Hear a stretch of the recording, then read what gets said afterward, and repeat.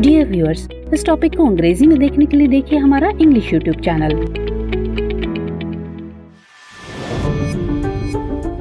दृष्टि आईएएस के to the point programme में आपका स्वागत है। आज के एपिसोड में हम जानेंगे कि क्या जरूरी है राष्ट्रगान के लिए खड़े होना। लेकिन सबसे पहले जान लेते हैं कि इस टॉपिक पर हम क्यों बात कर रहे हैं। दरअसल हाल ही में श्रीनगर में कार्यकारी मजिस्ट्रेट ने एक कार्यक्रम में राष्ट्रगान के लिए खड़े नहीं होने पर 11 लोगों को हिरासत में लेकर जेल भेज दिया। ये कार्यवाही दंड प्रक्रिया संहिता यानी सीआरपीसी की धारा 107 और 151 के तहत की गई। अब ऐसे में सवाल है कि क्या राष्ट्रगान के लिए खड़े होना जरूरी है। तो चलिए सबसे पहले जान लेते हैं भारत के राष्ट्रगान से जुड़ी कुछ बेसिक बातों को। राष्ट्रगान भारत के राष्ट्रीय प्रतीकों में से एक है। इसकी रचना नोबेल पुरस्कार विजेता रविन्द्रनाथ टैगोर द्वारा की गई थी। बता दें कि टैगोर ने पहला गान बंगाली में भरतो भाग्यो विधाता लिखा था, जिसे बाद में जन गण मन के रूप में अनुवादित किया गया। ये गान भारत की राष्ट्रीय विरासत के साथ देशभक्ति और निष्ठा को प्रदर्शित करता है। रविन्द्रनाथ टैगोर ने 27 दिसंबर 1911 को कलकत्ता में कांग्रेस के सत्र में पहली बार राष्ट्रगान प्रस्तुत किया था। 24 जनवरी 1950 को भारत के पहले राष्ट्रपति डॉक्टर राजेंद्र प्रसाद द्वारा इसे राष्ट्रगान के रूप में अपनाने की घोषणा की गई। अब जानते हैं राष्ट्रगान के सम्मान की रक्षा के लिए सुरक्षा उपाय क्या क्या हैं। भारतीय संविधान का अनुच्छेद 51A कहता है कि यह भारत के नागरिकों के मौलिक कर्तव्यों का हिस्सा है। संविधान के मूल्यों और संस्थानों, राष्ट्रीय ध्वज और राष्ट्रगान को बनाए रखना प्रत्येक भारतीय नागरिक की जिम्मेदारी है। इसके अलावा राष्ट्रीय गौरव अपमान निवारण अधिनियम 1971 यानी PINH अधिनियम 1971 भी राष्ट्रगान के सम्मान की रक्षा के लिए एक सुरक्षा उपाय के तौर पर है। इस एक्ट में कहा गया है कि राष्ट्रगान का अपमान करने और उसके प्रतिबंधों को तोड़ने पर सख्त सजा दी जाएगी। आरोपी को 3 साल तक की कैद या जुर्माना या दोनों से दंडित किया जाएगा। अब जानते हैं राष्ट्रगान के लिए आचार संहिता में क्या है। इसमें प्रावधान है कि जब भी राष्ट्रगान गाया या बजाया जाए तो दर्शक सावधान की मुद्रा में खड़े होंगे। हालांकि जब किसी न्यूज रील या डॉक्यूमेंट्री के दौरान या फिल्म के भाग के रूप में राष्ट्रगान बजाया जाता है तो दर्शकों से खड़े होने की उम्मीद नहीं की जाती है।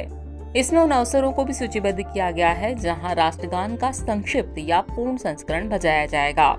राष्ट्रगान का पूरा संस्करण 52 सेकंड में बजाया जाना चाहिए और राष्ट्रगान की पहली एवं आखिरी पंक्तियों वाला एक छोटा संस्करण लगभग 20 सेकंड में बजाया जाना चाहिए। और आखिर में बात राष्ट्रगान के संबंध में सुप्रीम कोर्ट की टिप्पणियों की। बीजू एमेनुएल और अन्य बनाम केरल राज एवं अन्य 1986 इस मामले में सुप्रीम कोर्ट ने ईसाई संप्रदाय के 3 बच्चों को सुरक्षा प्रदान की। कोर्ट ने कहा कि बच्चों को राष्ट्रगान गाने के लिए मजबूर करना उनके धार्मिक स्वतंत्रता के मौलिक अधिकार यानी अनुच्छेद 25 का उल्लंघन था।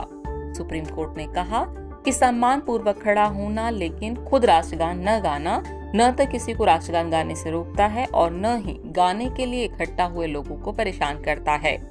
इसलिए यह PINH अधिनियम 1971 के तहत अपराध नहीं बनता है।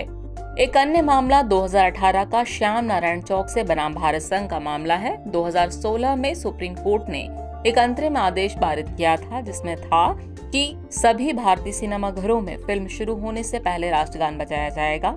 हॉल में उपस्थित सभी लोग खड़े होने के लिए बाध्य हैं। हालांकि जनवरी 2018 में मामले पर अपने अंतिम फैसले में कोर्ट ने अपने आदेश को संशोधित किया और इसमें कहा गया कि सिनेमा हॉल में फीचर फिल्मों की स्क्रीनिंग से पहले राष्ट्रगान बजाना अनिवार्य नहीं है लेकिन वैकल्पिक है। जबकि 2021 के तौसीफ अहमद भट्ट बनाम जम्मू कश्मीर राज्य मामले की बात करें तो जम्मू कश्मीर हाई कोर्ट ने माना कि राष्ट्रगान के लिए खड़े न होना या इसे न गाना राष्ट्रगान का अपमान हो सकता है। हालांकि ऐसी हरकतें राष्ट्रीय गौरव अपमान निवारण अधिनियम 1971 की धारा 3 के तहत अपराध की श्रेणी में नहीं आती हैं। चलिए वक्त हो चला आज के टॉपिक से रिलेटेड अभ्यास प्रश्न को नोट करने का। तो अभ्यास प्रश्न है, राष्ट्रगान के संबंध में निम्नलिखित कथनों पर विचार कीजिए। कथन 1 है, संविधान के मूल्यों और संस्थानों, राष्ट्रीय ध्वज और राष्ट्रगान को बनाए रखना प्रत्येक भारतीय नागरिक की जिम्मेदारी है। कथन 2 है, सिनेमा हॉलों में फीचर फिल्मों की स्क्रीनिंग से पहले राष्ट्रगान बजाना अनिवार्य नहीं है। बल्कि वैकल्पिक है। उपरोक्त में से कौन सा से कथन सही है या फिर है, ये आपको बताना है। आपके ऑप्शन है ऑप्शन ए केवल एक, ऑप्शन बी केवल दो, ऑप्शन सी एक और दो दोनों, या फिर ऑप्शन डी न तो एक और न ही दो।